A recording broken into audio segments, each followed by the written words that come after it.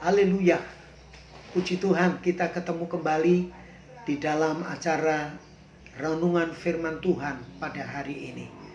Sebelum kita mau merenungkan firman Tuhan, mari kita sama-sama berdoa supaya firman itu menjadi rema, menjadi jawaban di dalam kehidupan kita. Mari kita berdoa. Bapa, kami bersyukur siang hari ini kami diteguhkan, dikuatkan. Oleh karena kasih dan anugerah Tuhan kami ada. Siang hari ini kami mau belajar akan kebenaran firman-Mu. Biarlah firman-Mu Tuhan menjadi rema, menjadi jawaban di dalam kehidupan kami semuanya. Di dalam nama Yesus kami berdoa dan mengucap syukur. Haleluya. Amin. Bapak Ibu yang dikasihi Tuhan, siang hari ini saya mau sampaikan firman Tuhan, yaitu tentang Bapa yang baik. Bapak Ibu yang dikasihi Tuhan, kalau kita melihat akhir-akhir ini di dalam dunia, ada bapa yang penuh dengan kekerasan, kekejaman, mendidik anaknya dengan kekerasan, sehingga diliputi dengan sakit hati, diliputi dengan kekecewaan. Dan akhirnya mereka, anak-anaknya tidak lagi taat, penuh dengan pemberontakan di dalam hidupnya. Sehingga mereka tidak betah tinggal di rumah. Saya dilahirkan dari satu keluarga yang saya tidak tahu siapa itu bapak saya. Saya kalau melihat anak kecil yang digandeng dengan mama papanya, hati saya menangis. Karena saya tahu sepanjang hidup saya tidak pernah merasakan Bapa yang baik itu di dalam hidup saya. Akibatnya saya menjadi anak yang nakal, menjadi anak yang tidak bisa diatur. Saya menjadi anak yang hidup di dalam pemberontakan. Menjadi orang Kristen tapi tidak bisa menjadi orang Kristen yang baik. Tetapi tahun 82 ada seorang teman yang mengajak saya untuk retreat, untuk belajar kebenaran firman Tuhan. Sampai pada akhirnya pulang dari retreat itulah saya merasakan Bapa yang baik itu dekat dengan saya. Saya merasakan Bapa yang baik itu mendekat dengan kasih-Nya yang luar biasa kepada saya. Dan puji Tuhan, lewat retreat itulah hidup saya diubahkan oleh Tuhan. Saya mendengar satu suara yang mengubah hidup saya sampai hari ini.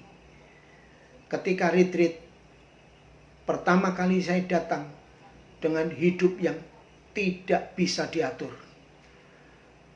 Merontak dengan pembina, ya, bikin gaduh dan lain sebagainya. Satu kali pembina saya mengusir saya supaya saya pulang dari tempat retreat itu. Tapi pada akhirnya saya mau pulang. Ketika saya mau pulang, dengar suara Bapa yang baik itu. Dia berkata, "Yusak, hari ini aku akan menyatakan kasih-Ku dalam hidupmu." Dan saya mendengar suara itu yang begitu kuat. Akhirnya pulang dari retreat, saya mengambil keputusan untuk saya berubah dan menjadi orang Kristen, bisa menjadi berkat bagi banyak orang. Sampai hari ini Tuhan memelihara saya sebagai Bapa yang baik. Sekalipun saya tidak pernah dibesarkan, dikasih sayang oleh Bapa saya, tapi saya punya Bapa yang baik, yaitu namanya Yesus Kristus Tuhan. Wahyu pasal 3 ayat 19, dia berkata demikian, "Barang siapa yang kukasihi, ia kutegur dan kuhajar. Sebab itu relakanlah dan bertobatlah." Saudara yang dikasihi Tuhan, nasihat ini ditujukan kepada jemaat yang ada di Laodikia. supaya jemaat hidup tidak suam-suam kuku. Artinya menjadi orang Kristen yang sungguh-sungguh beribadah kepada Tuhan, tapi masih ikut keinginan dunia. Yang Tuhan inginkan menjadi orang Kristen yang sungguh-sungguh. Supaya apa? Supaya mereka melihat jemaat Tuhan, nama Tuhan dipermuliakan. Nasihat jemaat yang ada di Laodikia juga supaya mereka tidak sombong. Sekalipun mereka punya harta banyak, berlimpah dengan emas, dengan harta yang berlimpah-limpah, Tuhan mau supaya mereka tetap rendah hati, tidak boleh sombong. Itu sebabnya dia tunjukkan sikap Bapa yang baik itu, dikasihi, ditegur, dan dihajar. Tujuannya bukan dia tidak sayang kepada kita sebagai Bapa yang baik, tetapi tujuannya membuat kita semakin baik, semakin baik. Lewat hidup kita, nama Tuhan dipermuliakan. Bapak Ibu yang dikasihi Tuhan, ada seorang mantan presiden yang almarhum yang bernama Bapak Abdul Rahman Wahid. Beliau pernah berkata bahwa Tuhannya orang Kristen itu adalah Tuhan yang dekat. Kalau orang lain pakai yang namanya teriak-teriak, ada orang yang berkata om. Tetapi kita sebagai anak Tuhan, dia berkata begini, orang Kristen itu menyebut Tuhannya Bapa yang baik. Saudara yang dikasihi Tuhan, kata Bapa yang baik itu memiliki hubungan yang sangat erat. Kasih, tidak ada lagi jarak, tidak lagi ada keraguan. Sebab Bapa yang baik itu merupakan satu figur yang senantiasa memberkati kita, memelihara kita. Itu sebabnya saudara yang dikasihi Tuhan, kita sebagai orang yang sungguh-sungguh dikasihi Tuhan, ayo jangan kalah dengan keadaan yang ada. Dulu saya jadi seorang pemulung, tapi ketika Bapakku yang baik itu menolong aku, mengasihi aku, diangkatlah aku menjadi orang yang berguna bagi kerajaan sorga. Mari kita akan melihat bagaimanakah figur daripada Bapa yang baik itu. Yang pertama, saudara-saudara, Bapa yang baik itu memiliki kasih yang besar kepada anak-anaknya, dan kasihnya tanpa syarat. Saudara, Bapa yang baik itu mengasihi anak-anaknya. Saya bersyukur walaupun saya tidak dibesarkan oleh bapak saya, tapi saya bersyukur saya dipelihara, saya dikasihi oleh Bapa saya yang di sorga. Saudara yang dikasihi Tuhan, dan kasihnya Tuhan itu tanpa syarat. Kasih Bapa kita tanpa syarat. Ketika anak yang hilang, saudara-saudara, meninggalkan papanya, meninggalkan keluarganya, menghabiskan harta benda yang diberikannya. Tapi kita melihat Bapa yang baik senantiasa menunjukkan kasihnya kepada anaknya. Dia menanti. Dan satu kali anaknya sadar akan kesalahannya, dia kembali kepada bapaknya. Dan ketika dari jauh dia melihat itu anaknya kembali pulang. Bapak Ibu yang dikasihi Tuhan, dia langsung menjemput anaknya dan dipeluknya anaknya. Dia tidak mempersalahkan anaknya. Dia tidak mengatakan yang tidak baik kepada anaknya, tetapi kasihnya yang luar biasa. Dan akhirnya anak ini dipulihkan kembali. Saudara yang dikasihi Tuhan, kasih Bapa itu luar biasa. Dan kasihnya tanpa syarat. Manusia mengasihi harus ada syaratnya. Tetapi Bapa di sorga Dia adalah Bapa yang baik. Tidak ada syaratnya. Dia mengasihi kita. Buktinya apa? Dia rela mati di atas kayu salib untuk menebus dosa-dosa kita. Yang kedua, saudara-saudara, figur Bapa yang baik itu ialah rela menderita demi anak-anaknya. Bapa yang baik rela berkorban supaya anak-anaknya menjadi orang-orang yang baik. Saya punya 2 anak. Saya dulu pemulung. Tapi ketika saya disadarkan bahwa saya punya Bapa yang baik, saya harus belajar menjadi Bapa yang baik. Sekalipun keterbatasan di dalam ekonomi saya, sekalipun ekonomi di dalam kehidupan keluarga saya sangat minim, tetapi saya banyak belajar bagaimana mengorbankan sesuatu demi anak saya. Dan puji Tuhan, lewat pengorbanan yang saya lakukan kepada anak-anak saya, sekarang anak-anak saya menjadi orang-orang yang terpelajar, menjadi sarjana semuanya. Dan yang satu sudah bekerja, yang satu sudah buka usaha, walaupun masih di dalam taraf penjajakan, taraf perjuangan, tapi saya percaya keturunan orang benar pasti diberkati oleh Tuhan. Itu sebabnya saudara yang dikasihi Tuhan, sebagai Bapa yang baik, rela berkorban demi anak-anaknya. Yesus pun berkorban. Dia berkata, aku yang tidak berdosa dijadikan berdosa. Aku yang kaya dijadikan miskin supaya orang yang percaya kepadaku menjadi kaya. Itu sebabnya dia adalah Bapa yang baik. Jangan kecewa, jangan putus asa. Jangan stres dalam menghadapi situasi corona. Tapi saya ingin katakan, Bapa yang baik, dia tetap rela berkorban demi anak-anaknya supaya anak-anaknya mendapat kebahagiaan. Haleluya. Puji Tuhan.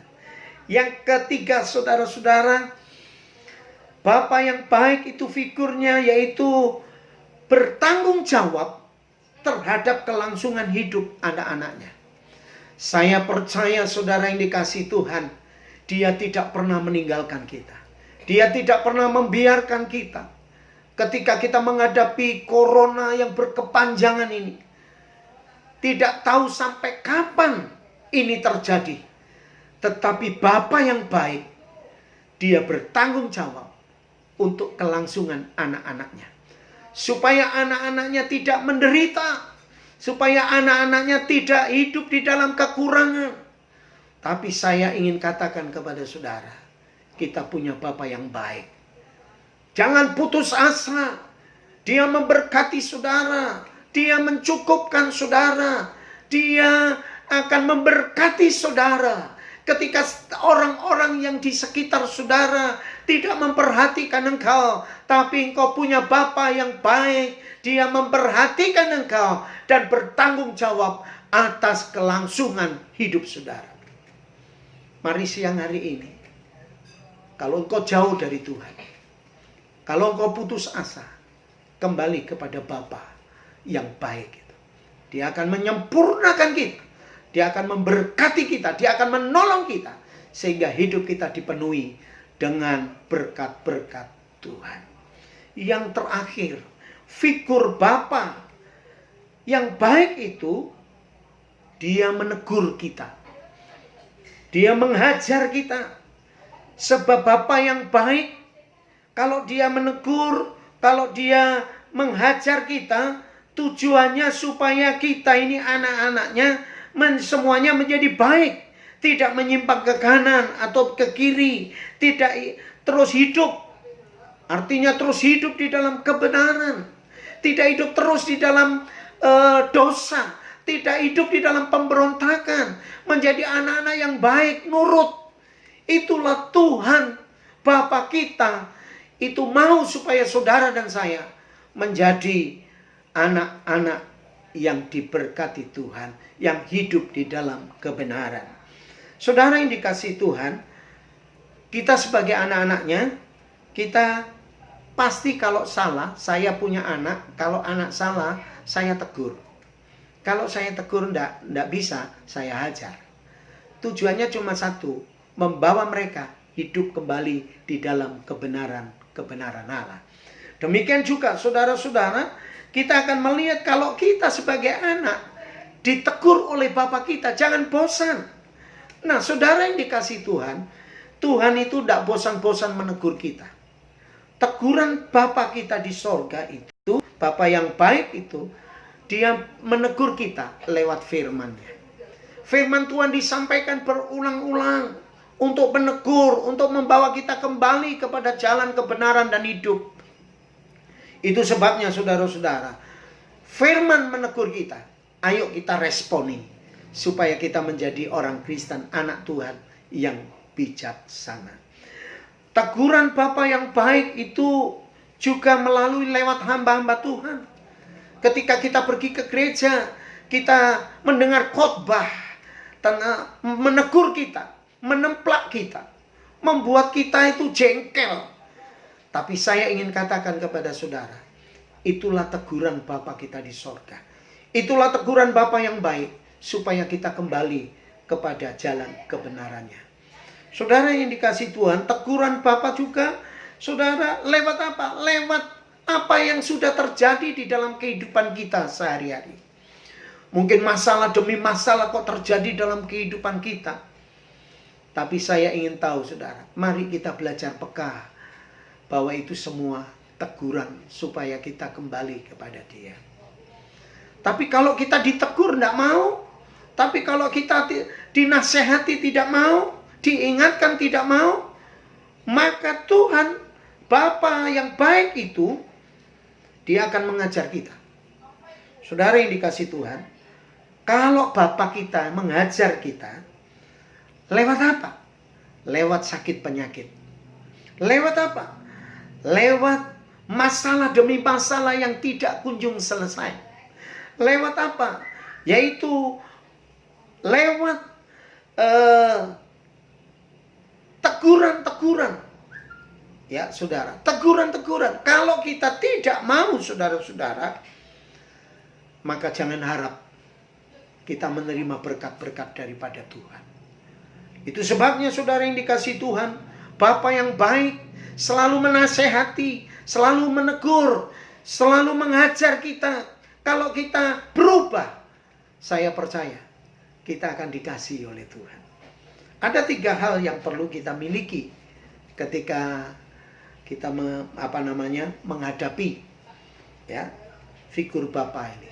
Yang pertama, kita menjadi anak-anak Tuhan tidak boleh bosan kalau Tuhan menegur kita.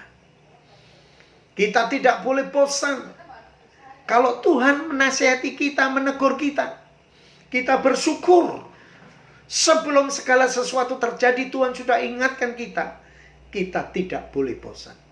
Yang kedua, miliki hati yang rela, memiliki hati yang ikhlas.